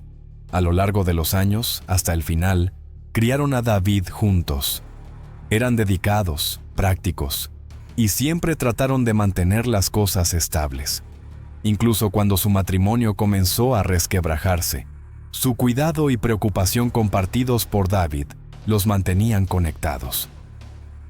Aaron había estado quedándose con familiares durante las 3 semanas previas tras su separación, pero cuando Adriana llamó y dijo que su hijo estaba actuando de manera errática, no dudó. Inmediatamente subió al coche y se dirigió a la casa. Seguía siendo el padre y compañero que siempre había sido. David fue detenido en la escena sin resistencia. En la sala de interrogatorios, comenzó a hablar. Dijo que estaba enojado, que su madre parecía fría, que creía que ella iba a dejar su vida para siempre. Admitió que había tomado la pistola ese mismo día, inicialmente planeando usarla para lastimar a alguien más. Pero cuando ese plan se desmoronó, trajo la pistola de vuelta a casa. Dijo que apuntó la pistola hacia sí mismo, luego hacia su padre, luego hacia su madre. Ojalá pudiera olvidar lo que hice. Lo entiendo. El padre consoló suavemente a su hijo, intentando aliviar el abrumador dolor que surgía dentro de él. Invitó a David a sentarse a su lado, mostrando empatía y protección. Inmediatamente después, tranquilizó a David, evitando que se culpara a sí mismo. En sus ojos, la culpa no recaía en el hijo preso del pánico. Era la responsabilidad del propio padre. Dijo que estaba listo para asumir cualquier consecuencia, cualesquiera que fueran. En medio del tormento, la confusión y la impotencia de no poder deshacer lo ocurrido, admitió con lágrimas que David había sido empujado a una situación sin salida.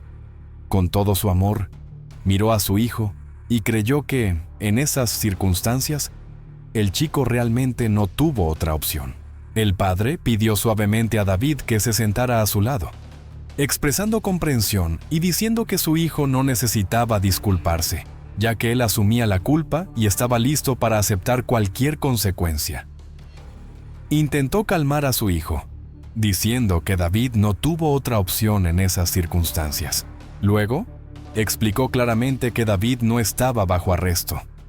Tanto él como su hijo podían salir de la sala de interrogatorios en cualquier momento.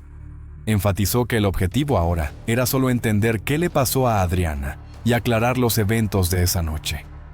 Preguntó de nuevo para asegurarse de que todos entendieran que esto aún no era un arresto formal, sino parte del proceso de recolección de información. Un investigador presente allí pidió a David que relatara toda la secuencia de eventos de esa fatídica noche. David respondió que no tenía nada que ocultar y estaba listo para contar todo tal como ocurrió. Su padre lo animó a seguir compartiendo, mientras David insistía en que diría toda la verdad. El investigador expresó satisfacción con esta actitud cooperativa y dijo que eso era exactamente lo que esperaban de David. Todos en la habitación creían que si ella aún estuviera viva, Adriana querría que su hijo fuera honesto. David, con la voz entrecortada, admitió que, independientemente de si fue él quien lo hizo o no, acababa de perder a su madre. El padre estuvo de acuerdo y añadió que estaban pasando por un momento increíblemente difícil. Reiteró que David había presenciado el sufrimiento de ambos, su padre y su madre, en los últimos tiempos. El investigador también confirmó que antes de que Adriana dejara la casa y antes de que el matrimonio atravesara dificultades, David había sido un niño estable. El padre concluyó que, antes de eso, había habido una conversación entre madre e hijo. Todo había estado yendo tan bien. Habían hablado sobre ella dejándolo, y él se sentía traicionado, herido por ambos. Su hijo presenció su dolor y comenzó a darse cuenta de que las cosas no eran como había pensado. Solo quería paz en la casa. Estaba preparándose para graduarse. Las últimas 3 semanas habían estado llenas de tanto dolor. Había visto a su padre llorar todos los días durante sus conversaciones, suplicando: David, solo quiero volver a casa, solo quiero estar con la familia, solo quiero que nuestra familia regrese. Aaron había hablado con David todos los días. Preguntaba: ¿cómo está tu mamá? ¿Cómo están las cosas con ella? No quería que los chicos pelearan, solo quería que todo estuviera bien. Esas eran las conversaciones entre él y su hijo. «Oh Dios», murmuró. El día anterior había llevado a Adriana al centro. Habían caminado juntos, pasaron un buen rato. Esa fue la última vez. Eso fue lo que pasó. Esa noche, David fue amable con él por primera vez. El día anterior, los dos habían conducido por el centro. Aaron no sabía si fue un susurro de Dios diciendo: «Esta será la última vez que estés con tu madre». Cuando le preguntaron si fueron a algún lugar específico, solo negó con la cabeza. Solo condujeron. Él intentando mantener las cosas en paz. Había intentado ser fuerte. Aunque no quería hacerse la víctima, David admitió que no había estado bien durante mucho tiempo. David tenía muchos problemas de salud mental, pero insistió: «No estoy loco», y creía que la culpa era suya. Cuando le preguntaron qué pasó esa noche, Aaron solo dijo que necesitaba un poco de tiempo. Necesitaba respirar, porque no era fácil pensar en qué llevó a esa tragedia. Murmuró que probablemente fue el 7 o el 8, intentando recordar la fecha exacta. En su conmoción, dijo que la vida parecía haber vuelto a la normalidad. Pero 3 semanas después, Adriana, la madre de David, se había ido, y la razón era David. Lo repitió como si no pudiera creer la horrenda verdad que estaba diciendo. 3 semanas después de que todo parecía estar sanando, su hijo fue quien mató a su madre. Cuando le preguntaron qué quería decir, Aaron comenzó a explicar. Insistió en que David amaba profundamente a su madre, eso era seguro. Pero cuando dijo, las cosas volvieron a la normalidad, se refería al proceso de él y su hijo trabajando gradualmente a través de su dolor e intentando empezar de nuevo. Notó que David tenía muchos problemas de salud mental. Aún así, No estaba completamente incapacitado. Todavía podía hacer muchas cosas. En un momento, se dijo a sí mismo, «Olvídalo».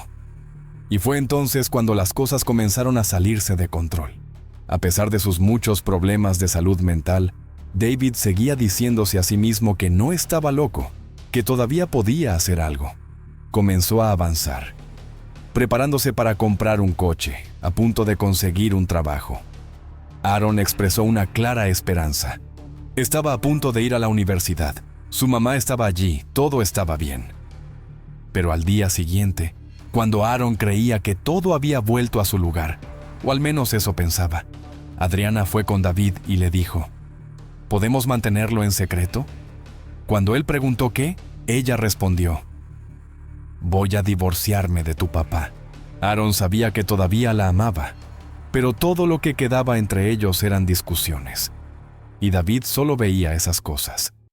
Así que pensó, tal vez sus padres ya no se amaban. Tal vez sería mejor si se separaban.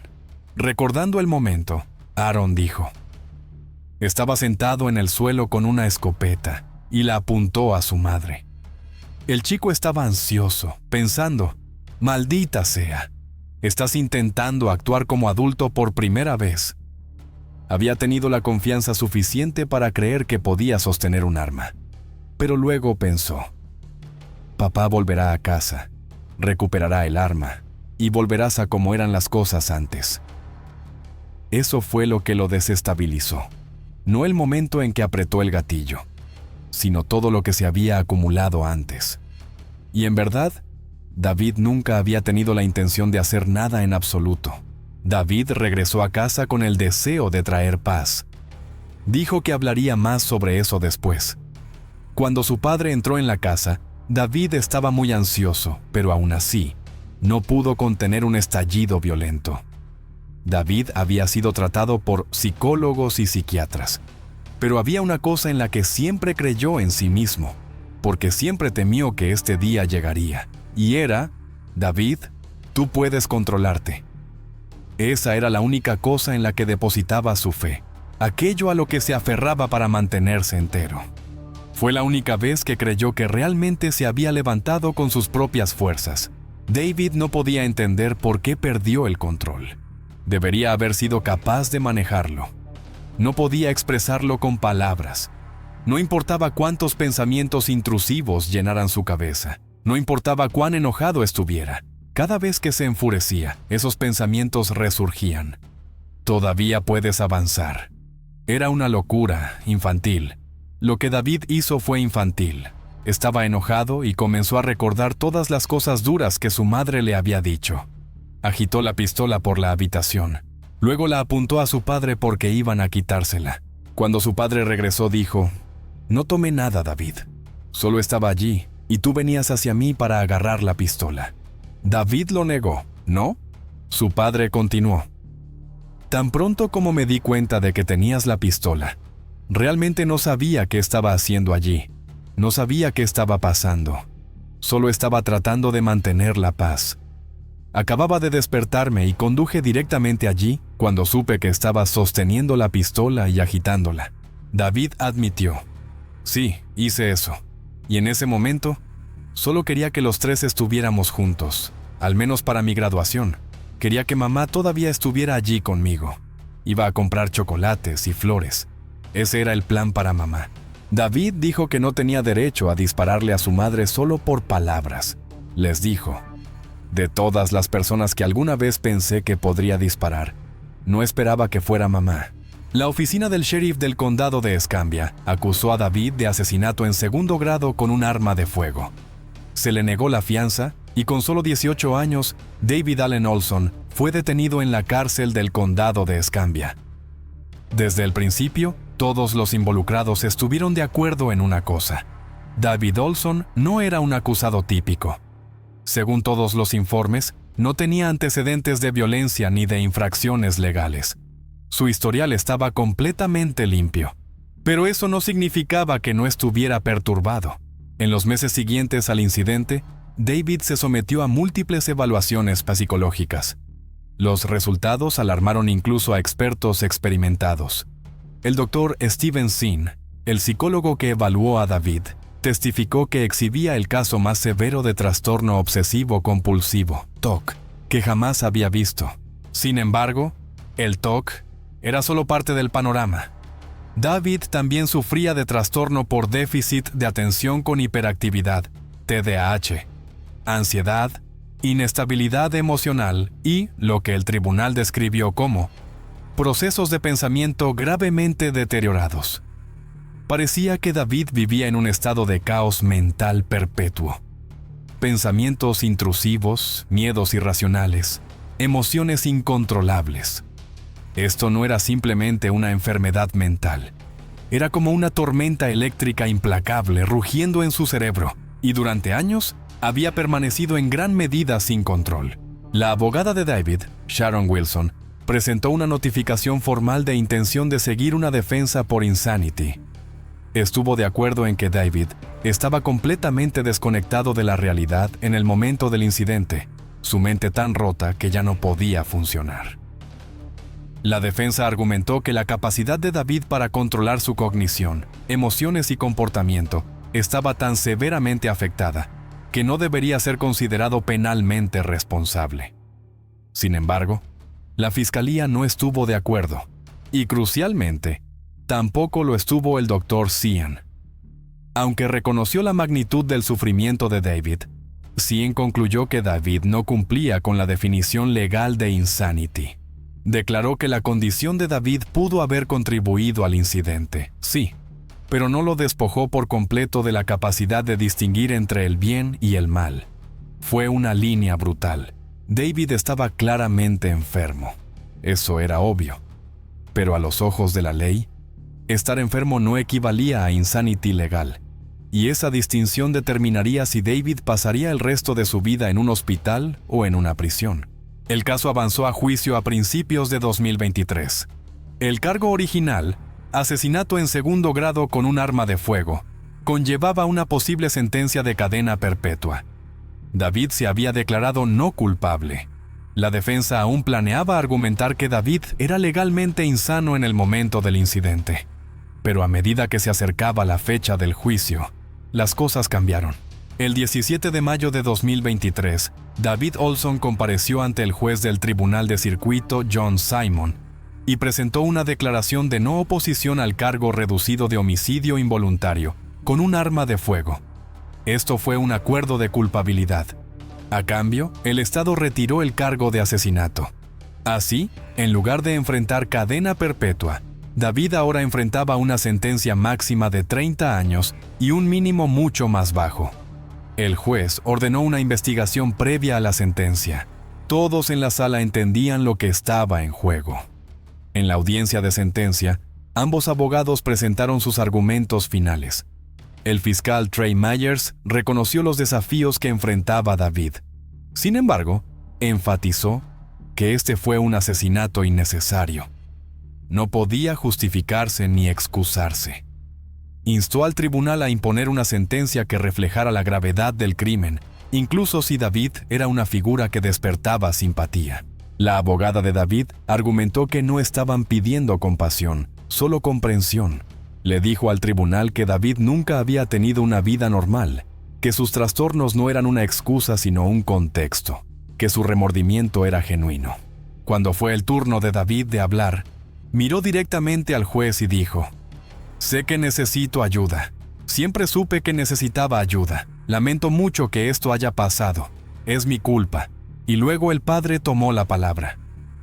Aaron Olson, entre lágrimas, le dijo al tribunal: «Es mi único hijo.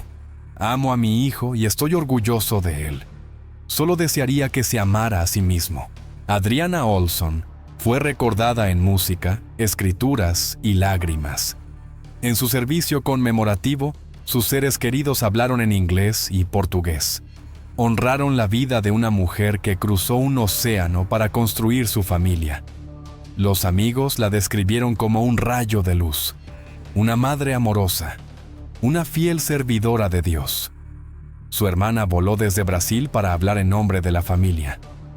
Habló de dolor, fe y recuerdos de Dria. Su esposo, Aaron, también tomó la palabra. Y a pesar de su dolor, Compartió cómo se conocieron, cómo construyeron su vida y el profundo amor que ambos tenían por David. No hay una manera fácil de explicar qué pasó en la casa en Princeton Drive. No hay un solo diagnóstico, no hay una respuesta perfecta y ordenada. Solo hay dos padres que hicieron lo mejor que pudieron y un hijo que pareció romperse. Y a pesar de lo que pasó, parece que esa familia se amó hasta el momento en que ocurrió. El 28 de junio de 2023, el juez John Simon dictó la sentencia. David Olson cumplirá 124.5 meses, poco más de 10 años, en el Departamento de Correcciones de Florida. Después de eso, estará bajo control comunitario durante 2 años y otros 15 años de libertad condicional. La sentencia refleja un trágico punto intermedio. Está lejos del máximo, pero tampoco es la pena más leve que podría haberse impuesto. David fue trasladado a una instalación en la institución correccional de Crawfordville, en Crawfordville, Florida. El nombre suena impresionante. Es una instalación de mínima seguridad. Su fecha proyectada de liberación es el 12 de febrero de 2032. Para entonces, tendrá solo 29 años. Por ahora, vive detrás de puertas cerradas, ya no en la habitación que su madre alguna vez decoró, ni en la casa donde todo se derrumbó. Su padre, Aaron, ocasionalmente publica en redes sociales. Comparte fotos de David cuando era niño, tributos a Adriana y lamentos de dolor. Por favor, envía algo de ayuda desde el cielo hasta aquí, escribió en un pie de foto dirigido a Adriana. Nuestro hijo nos necesita. No hay un cierre real aquí. No existe tal cosa como una victoria para ningún lado. Este es uno de esos casos donde todo lo que queda es la pérdida.